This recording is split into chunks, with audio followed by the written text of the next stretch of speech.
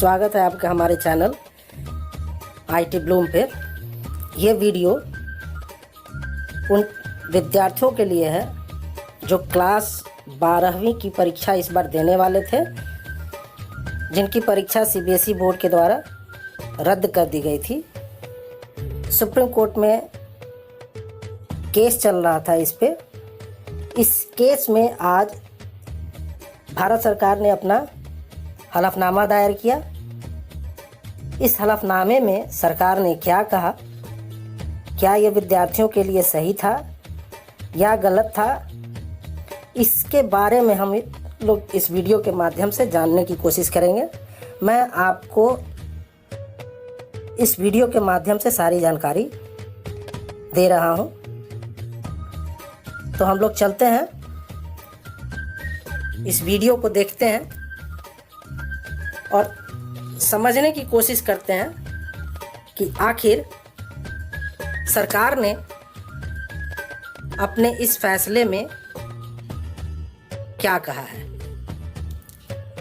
जैसा कि हम सभी को पता है कि सरकार ने आज हलफनामा दायर किया अपना सुप्रीम कोर्ट में क्लास 12वीं के छात्रों के लिए। भारत सरकार का सुप्रीम कोर्ट में 12वीं के परिणाम का हलफनामा कि कैसे वो रिजल्ट बनाएंगे, इसके बारे में उन्होंने हलफनामा दायर किया। इस हलफनामे में उन्होंने क्या क्या बातें कही हैं, ये जानने की कोशिश करते हैं। भारत सरकार का सुप्रीम कोर्ट में 12वीं के परिणाम का हलफनामा आज गुरुवार दिनांक 17/6/2021 को सुप्रीम कोर्ट में 12वीं परीक्षा रद्द करने की मांग वाली याचिका पर सुनवाई हुई। सीबीएसई की तरफ से अटॉर्नी जनरल के वेणुगोपाल ने बताया कि कक्षा 12वीं का परिणाम कक्षा 10वीं और 11वीं के 5 विषयों में से सबसे ज़्यादा अंक पाने वाले 3 विषयों के अंकों के आधार पर तैयार किया जाएगा। इसके साथ ही इसमें 12वीं के यूनिट, टर्म और प्रैक्टिकल परीक्षाओं में प्राप्त अंकों को भी आधार बनाया जाएगा। जैसा कि आप देख रहे हैं, 10वीं के और 11वीं के 5 विषय, कोई भी 5 विषय, science, arts, commerce, Hindi, English, computer, कोई भी 5 विषय में से केवल 3 विषयों को आधार बनाया जाएगा और उसमें उन 3 विषयों जिसमें सबसे ज़्यादा अंक प्राप्त होंगे उन्हीं अंकों को आधार बनाकर उनकी वेटेज दी जाएगी। और 12वीं के unit, term, practical, pre board, इन सब के मार्क्स को ऐड करके फिर 12वीं की परीक्षा का रिजल्ट बनाया जाएगा। इसमें आगे उन्होंने कहा कि हम एक फॉर्मूला देंगे और वो फार्मूला पैनल के द्वारा बनाया गया है। वो फार्मूला होगा 30-30-40 फार्मूले के पक्ष में है पैनल। इसमें कहा गया कि केंद्र सरकार ने सुप्रीम कोर्ट को बताया कि सीबीएसई द्वारा गठित समिति 30-30-40 फार्मूले के तहत कक्षा 12वीं का परिणाम तैयार करने के पक्ष में है। यानी सीबीएसई कक्षा 12वीं बोर्ड के परिणामों के लिए कक्षा 10वीं के अंतिम परिणाम का 30%, कक्षा 11वीं के अंतिम परिणाम का 30% और कक्षा 12वीं प्री बोर्ड परिणाम का 40% लेंगे। प्रत्येक स्कूल को तीनों परीक्षाओं में प्राप्त अंकों के आधार पर विचार करके एक परिणाम समिति बनानी होगी, जिसे सीबीएसई की मॉडरेशन कमेटी द्वारा जांचा जाएगा। जैसा कि हम सभी को पता है कि कक्षा 10वीं की भी परीक्षा रद्द कर दी गई। इसमें भी सीबीएसई ने स्कूलों को गाइडलाइन जारी की सर्कुलर के थ्रू। उसमें उन्होंने एक कमेटी गठित करने की बात कही थी। उसी कमेटी के द्वारा जो सीबीएसई ने गाइडलाइन दी थी, उस गाइडलाइन के अनुसार उस कमेटी के द्वारा रिजल्ट बनाया जा रहा है। कई विद्यालयों ने बना लिया, सबमिट कर दिया, कई अभी बना रहे हैं, उनके प्रोसेस चल रहे हैं। ठीक उसी तरीके से भी 12वीं की परीक्षा का भी परिणाम बनाया जाएगा। सीबीएसई गाइडलाइन भेजेगी कमेटी बनेगी और उस कमेटी के द्वारा भेजे गए रिजल्ट को सीबीएसई की मॉडरेशन कमेटी उसकी जांच करेगी और जांच के उपरांत ही परीक्षा का परिणाम घोषित किया जाएगा। आगे इसमें उन्होंने कहा कि 31 जुलाई तक परिणाम आ जाएंगे। केंद्र ने सुप्रीम कोर्ट को यह भी बताया कि सीबीएसई द्वारा 31 जुलाई तक कक्षा 12वीं का परिणाम घोषित कर दिया जाएगा। वहीं सुप्रीम कोर्ट ने कहा कि परिणाम घोषित होने के बाद विद्यार्थियों द्वारा प्राप्त अंकों के बारे में शिकायत को दूर करने के लिए एक तंत्र होना चाहिए। इस पर अटॉर्नी जनरल ने कहा कि वह अधिकारियों से सलाह लेंगे। सुप्रीम कोर्ट ने एक आपत्ति जाहिर की, कहा कि भाई विद्यार्थियों की कोई शिकायत, कोई कंप्लेन होगी, उसको आप कैसे दूर करेंगे। तो अटॉर्नी जनरल ने कहा कि हम लोग अधिकारियों से मिलकर एक कमेटी बना देंगे, उस कमेटी के आधार पे ही हम विद्यार्थियों की शिकायतों को दूर करेंगे। इसमें सुप्रीम कोर्ट में आगे भी अटॉर्नी जनरल ने कहा,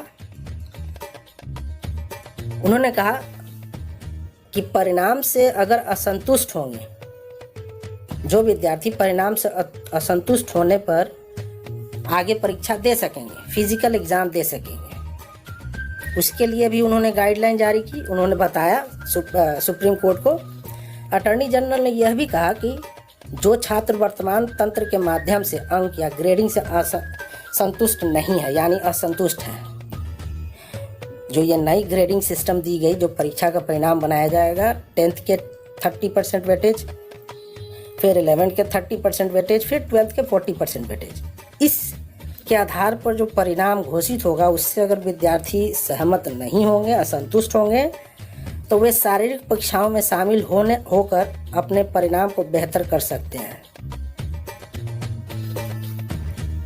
या अपने अंक में सुधार कर सकते हैं। इस पर सुप्रीम कोर्ट ने सीबीएसई से परीक्षा की तारीख तय करने को कह दिया। जैसे ही अटॉर्नी जनरल ने ये सिस्टम दिया, ये बताया कि वो परीक्षा में शामिल हो सकते हैं अगर संतुष्ट नहीं होंगे, तो सुप्रीम कोर्ट ने कहा कि ठीक है, आप एक डेट दे दीजिए, एक डेट जारी कर दीजिए। दोस्तों, ये वीडियो काफ़ी इंटरेस्टिंग होने वाली है।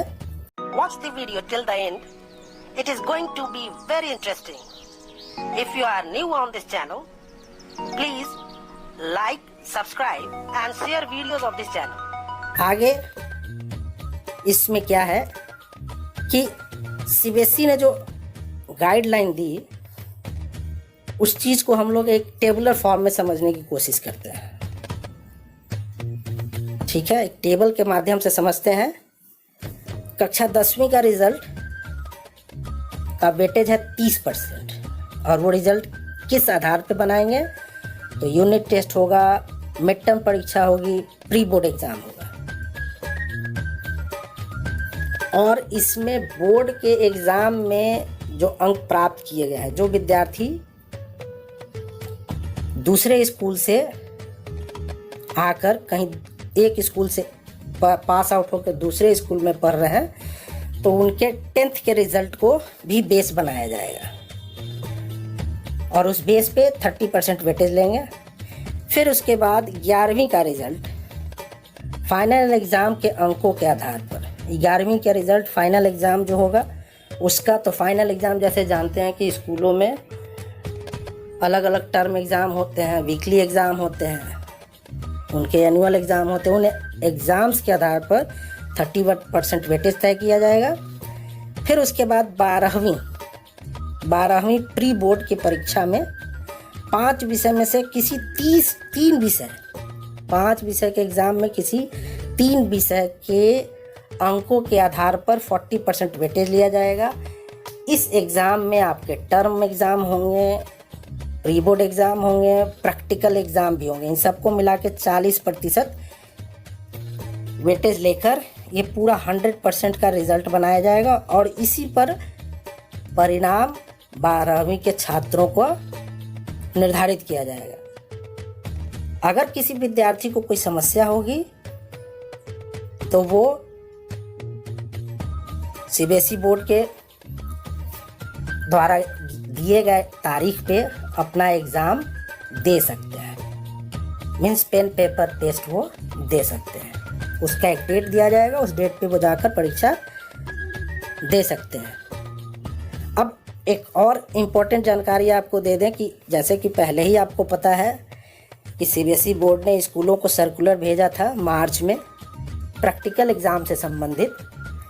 तो अगर जिन विद्यार्थियों का प्रैक्टिकल एग्ज़ाम नहीं हो पाया है या किसी कारण से कुछ समस्या आ गई, एब्सेंट हो गए, तो आप अपने विद्यालय से संपर्क करके इसके बारे में विस्तृत जानकारी प्राप्त कर सकते हैं, क्योंकि सीबीएसई ने ऑलरेडी गाइडलाइन भेजा हुआ है। तो मेरा आपसे अनुरोध होगा कि आप अपने विद्यालय से ज़रूर बात कर लें, इस विषय में आपको विस्तृत जानकारी ज़रूर मिल जाएगी। अब आगे सुप्रीम कोर्ट में सुनवाई को खत्म करने की बात कही और सुप्रीम कोर्ट ने कहा कि बोर्ड अपनी योजनाओं पर आगे बढ़ सकते हैं। यानी अटॉर्नी जनरल की बातों से सुप्रीम कोर्ट संतुष्ट हो गया और उन्होंने कहा कि आप अपनी योजनाओं को लागू करिए, आप इस पे काम करिए। सीबीएसई परिणाम 30 जुलाई और CISIC 20 जुलाई तक घोषित किए जाएंगे। अटॉर्नी जनरल ने वहाँ पे यह भी बात कहा कि सीबीएसई की परिणाम 30 जुलाई तक और ICSE के परिणाम 20 जुलाई तक घोषित कर दिए जाएंगे। सीबीएसई पिछले 3 साल और CISCI छात्रों के पिछले 6 साल के प्रदर्शन पर परिणाम तैयार करेगा। सीबीएसई और ICSE अंतिम योजनाओं को अधिसूचित करने के लिए स्वतंत्र है। अपनी योजनाएं इन बातों को, इन सुझाए गए या इस हलफनामे के दर्शाए गए बातों पर अपना सर्कुलर बनाकर अपना सर्कुलर देंगे स्कूल को और पब्लिक को अपने पोर्टल के माध्यम से इसकी जानकारी देंगे। और इस केस की सुनवाई आज खत्म हो गई। ये थी जानकारी आज के सुप्रीम कोर्ट में दायर किए गए सरकार के हलफनामे की। धन्यवाद। Thank you. Thanks for watching this video. Thank you very much. Latest जानकारी जो भी इस विषय पे होगी मैं अपने वीडियो के माध्यम से आपको जरूर अवगत कराता रहूँगा। धन्यवाद। Subscribe my channel. Please subscribe it now.